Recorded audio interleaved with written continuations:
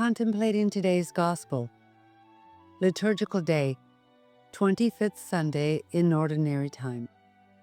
The Gospel according to Luke. Jesus said to his disciples, "A rich man had a steward who was reported to him for squandering his property. He summoned him and said, 'What is this I hear about you? Prepare a full account of your stewardship, because you can no longer be my steward.'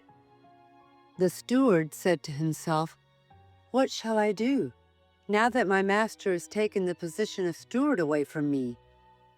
I am not strong enough to dig, and I am ashamed to beg. I know what I shall do, so that when I am removed from the stewardship, they may welcome me into their homes.' He called in his master's debtors one by one. To the first he said, 'How much do you owe my master?' He replied, 100 measures of olive oil.' He said to him, 'Here is your promissory note. Sit down and quickly write one for 50. Then to another the steward said, 'And you, how much do you owe?' He replied, 100 cores of wheat. The steward said to him, 'Here is your promissory note. Write one for 80. And the master commended that dishonest steward for acting prudently. For the children of this world are more prudent in dealing with their own generation than are the children of light. I tell you, make friends for yourselves with dishonest wealth, so that when it fails, you will be welcomed into eternal dwellings. The person who is trustworthy in very small matters is also trustworthy in great ones. And the person who is dishonest in very small matters is also dishonest in great ones.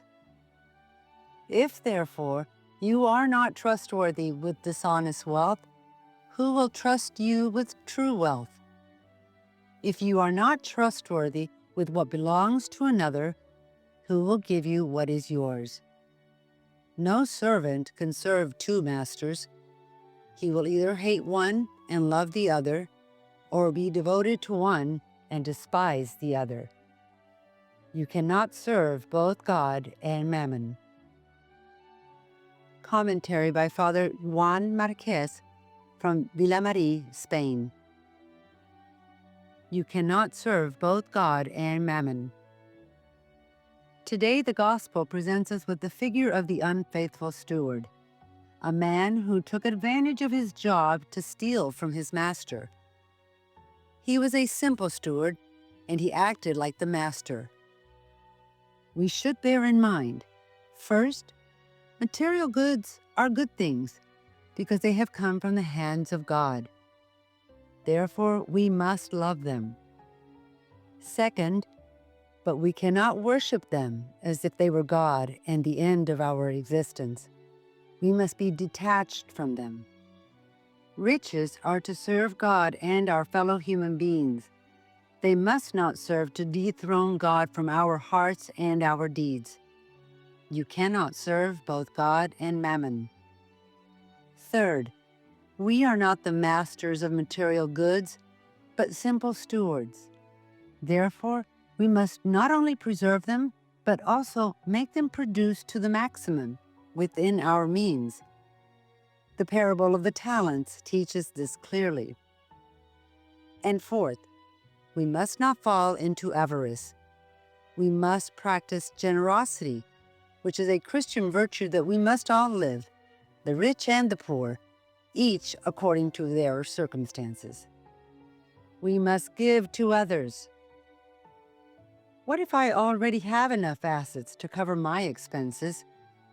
Do I still need to earn more? Yes, because you should also strive to increase them so that you can give more. Parish, diocese, apostolate. Remember the words of St. Ambrose. You are not making a gift of what is yours to the poor man, but you are giving him back what is his. You have been appropriating things that are meant to be for the common use of everyone. The earth belongs to everyone, not to the rich.